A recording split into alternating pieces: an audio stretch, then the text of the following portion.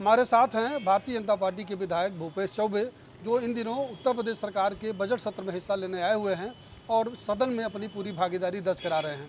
भूपेश जी, बताइएगा कि बजट सत्र में आप हिस्सा ले रहे हैं, क्या बजट कैसा लगा आपको उत्तर प्रदेश सरकार का?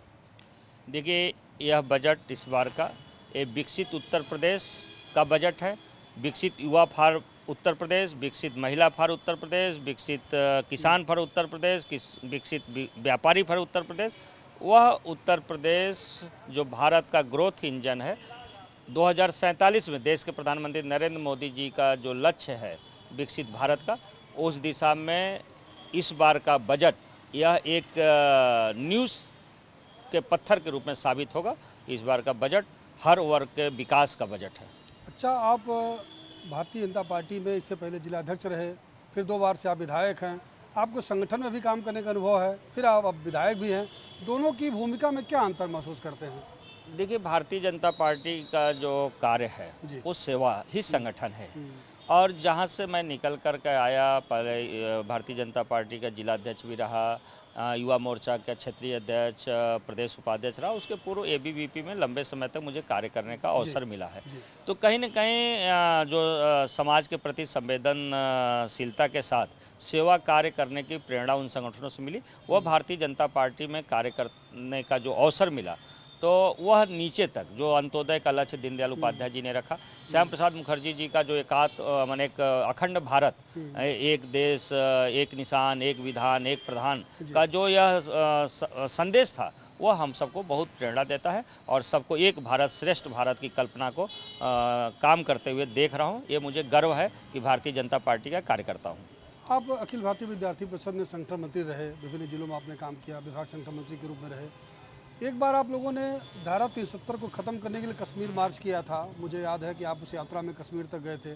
जब 370 आपकी सरकार ने, मोदी सरकार ने ख़त्म किया, तो कैसा अनुभव हुआ आपको उस समय? बहुत, वह दिन तो इतना बड़ा सुखद दिन था जब धारा 370 समाप्त हुआ था और सदन में पेश हुआ था। संजोग से दिल्ली में ही मैं था।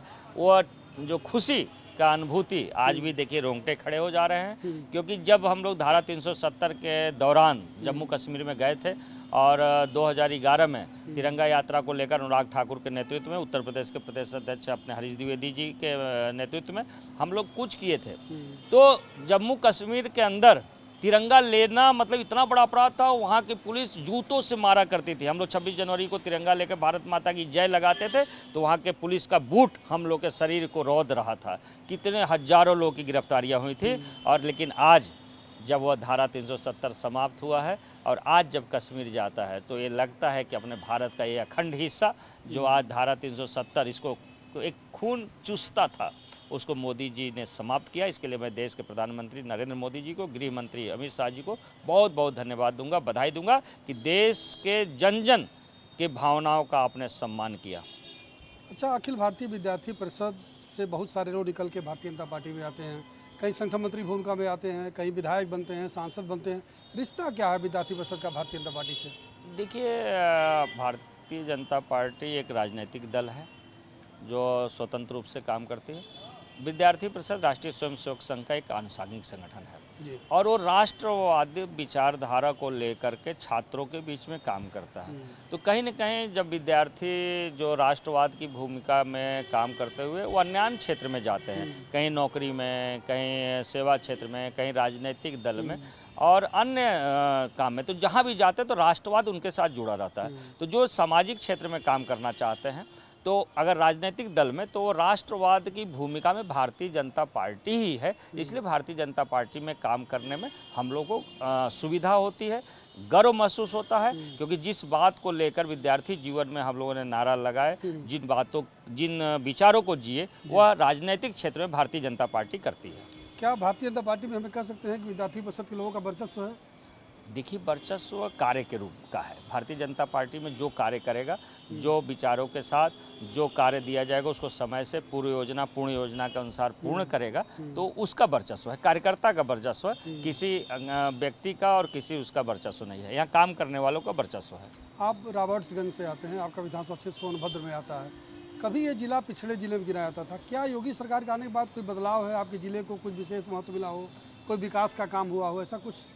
बताइए। काफ़ी बदलाव हुआ। अच्छा। जबकि से उत्तर प्रदेश में योगी जी की सरकार 17 से है और देश में नरेंद्र मोदी जी की सरकार जो चल रही है उसके मार्गदर्शन में जो कार्य उत्तर प्रदेश में हो रहा है उसमें सोनभद्र काफ़ी ऊंचाई हो। स्पेशल डिस्ट्रिक्ट में भी सोनभद्र, जिसके देश के प्रधानमंत्री नरेंद्र मोदी जी ने कुछ बिंदु रखा, उन बिंदुओं पे हम काफ़ी सक्रियता से काम कर रहे हैं और देश के स्पेशल डिस्ट्रिक्टों में हम कभी पहले दूसरे चौथे स्थान पे हर सूचकांक में आते हैं। और जब से योगी जी की सरकार उत्तर प्रदेश में हुआ तो मैं कहूँ कि पर्यटन के क्षेत्र में जो सोनभद्र का एक ट्रेडमार्क था, कोल खनन, एनसीएल फैक्ट्री और वो भी, लेकिन प्राकृतिक संपदाओं से भरा हुआ हमारा सोनभद्र, वहाँ दुनिया का सबसे पुरातन फासिल्स है, वहाँ सोनभद्र का समुंदर, धंधरौल बांध, रिहन डैम, नगवा और कन्हर का बांध है। वहाँ पे तपोभूमि बाबा मच्छेंद्र नाथ की है तपोभूमि, मिनी शिमला के रूप में जाना जाता है। कन्हर नदी के तट पे मिनी गोवा के रूप में डेवलप है और विजयगढ़ किला का दुर्ग है जो माने एक तिलस्म भी है उतनी ऊंचाई पे। वहाँ पे शाश्वत पोखरा है और पानी राम सरोवर के रूप में वो एक तिलस्म है। विजयगढ़ का किला, अमिला धाम का स्थान, ज्वालामुखी का मंदिर, माँ वैष्णो का वो दरबार, माँ कुड़ारी का वो स्थान और कन्हर के तट पे वो मिनी गोवा हम सबको बहुत प्रेरणा देता है। और पर्यटन के क्षेत्र में काफ़ी बड़ा ऊंचाई मिला है सोनभद्र को। और हम सब लोग अभी बीएचयू से छात्र, लखनऊ यूनिवर्सिटी से छात्र, अन्य राज्य, सोनभद्र के साथ एक बड़ी विशेषता है राजू भी आप जानते हैं कि सोनभद्र एक ऐसा जिला है भारत का जो 4 राज्यों से जुड़ा हुआ है और 5वां राज्य उत्तर प्रदेश का स्वयं हिस्सा है। तो पर्यटन की दृष्टि से काफ़ी वहाँ संभावनाएं थी। उत्तर प्रदेश में जब से योगी जी की सरकार बनी है पर्यटन क्षेत्र में काफ़ी विकास हुआ है और वहाँ पर्यटक भी काफ़ी संख्या में बढ़े हैं, आ रहे हैं। तो सोनभद्र का खासकर जो आपने पर्यटक स्थल गिनाए, क्या इन्हें फिर से पर्यटन के मानचित्र में लाने का कोई प्रयास आपके स्तर पर विधानसभा में उठा करके, या सरकार ने स्वयं इसको रेखांकित किया और उन स्थलों को डेवलप किया? अभी इस बजट सत्र में ही राज्यपाल के अभिभाषण के दौरान हमने विषय पर्यटन क्षेत्र में बढ़ावा के लिए उठाया है और इसके पूर्व में भी जब 17 से लेकर आज तक पत्राचार के माध्यम से माननीय मुख्यमंत्री से व्यक्तिगत आग्रह पे उसी का परिणाम है कि आज सोनभद्र में पर्यटन का वो टीआरपी सेंटर बन रहा है। तमाम होटल्स और ट्रेवल्स एजेंसियों के साथ मीटिंग करके वहाँ काम चल रहे हैं। तमाम ऐसे धार्मिक स्थलों को मुख्यमंत्री पर्यटन संवर्धन योजना के तहत विकास किए जा रहे हैं और उसका परिणाम तब मुझे सुखद अनुभूति हुई कि जब वहाँ बाबा मंगेशर नाथ का वो फोटो दिल्ली के यूपी भवन के मुख्य द्वार पर लगा हुआ। अच्छा। इससे लगता है कि योगी जी की वह सोच जो उत्तर प्रदेश में सोनभद्र में पर्यटन की संभावनाएं हैं वो उसको ऊंचाई मिली है। अच्छा, एक सवाल और, इधर विपक्ष आरोप लगा रहा है कि एसआईआर में भारतीय जनता पार्टी के लोग गड़बड़ी कर रहे हैं, यानी उनके कार्यकर्ताओं के माध्यम से फॉर्म 7 का फर्जी उपयोग हो रहा है, नाम कटवाए जा रहे हैं पीडीए समाज के लोगों के। आप क्या कहेंगे इस ये पर? झूठी बात है और एसआईआर ही है मतदाता का शुद्धिकरण। और जब मतदाता का शुद्धिकरण निर्वाचन आयोग कर रहा है तो हम राष्ट्रवादी दल के कार्यकर्ता हैं, भारत माँ के सपूत हैं। जो भी मतदाता सूची में अड़बड़ गड़बड़ झाला होगा उसको साफ किया जाएगा। इसीलिए धारा 7 बनाया गया है, संशोधन के लिए इसीलिए फॉर्म 8 बनाया गया है। तो अगर गड़बड़ झाला लोग मतदाता सूची में हैं तो उनको हटवाया ही जाएगा, एकदम हटाना चाहिए। और दबाव माने दमदारी के साथ फॉर्म जो भरे हैं वो गड़बड़ लोग हैं और उनको हटाया जाएगा या जांच करेंगे बीएलओ और संबंधित अधिकारी। सपा के विधायकों का एक प्रतिनिधिमंडल आज मुख्य निर्वाचन अधिकारी से मिलने गया था और आरोप लगाया है कि भारतीय जनता पार्टी के लोग दुरुपयोग कर रहे हैं तंत्र का पूरे और निर्वाचन प्रक्रिया को प्रभावित कर रहे हैं, मतदाता सूची को प्रभावित करने की कोशिश कर रहे हैं। या क्या इसे पेशबंदी मांगते हैं? किस तरीके की भारतीय कोशिश जनता पार्टी की सरकार जहां भी है कहीं भी सत्ता को कोई दुरुपयोग नहीं करती और निर्वाचन आयोग और स्वायत्त एक संस्था है, उस पर अगर यह दबाव बना रहे समाजवादी पार्टी के लोग तो वो अपने राजनीतिक दल और अपने उसका दुरुपयोग कर रहे हैं। भारतीय जनता पार्टी कभी भी किसी भी स्वायत्त शासी संस्था के ऊपर कोई दबाव नहीं बनाती है, वो स्वतंत्र रूप से काम करे। निर्वाचन प्रक्रिया है और अगर फॉर्म 7 एक ही 40 साल के बाप और 35 साल का बेटा है, हरखूनाथ सलखन में भी और हरखूनाथ पटवद में भी, ये कैसे चलेगा भाई? तो ऐसे जो भी गड़बड़ गड़बड़ झाला उसको ठीक करने के लिए तो मतदाता पुनरीक्षण हो रहा है। और एकदम हम लोग जहाँ भी फार्म 7 जमा किए हैं, हमारे BLA जमा किए हैं, वह पूरे सत्यता के आधार पर जमा किए और जांच करें। अगर जो गड़बड़ होगा तो इसीलिए तो जांच हो रही है, इसीलिए मतदाता सूची की प्रक्रिया प्रकाशित हो रही है। और ये सपा के आरोप लगाएगी, वो खुद ही सत्ता के दुरुपयोग करने वाले लोग हैं, वो गुंडों की पार्टी, अराजक तत्वों की पार्टी। भारतीय जनता पार्टी राष्ट्रवादियों की पार्टी है, और जो भारत से प्रेम नहीं करेगा, जो उत्तर प्रदेश से प्रेम नहीं करेगा, अपने जिले से प्रेम नहीं करेगा, उसको मतदाता सूची में रहने का क्या हक है? एकदम नहीं रहना चाहिए।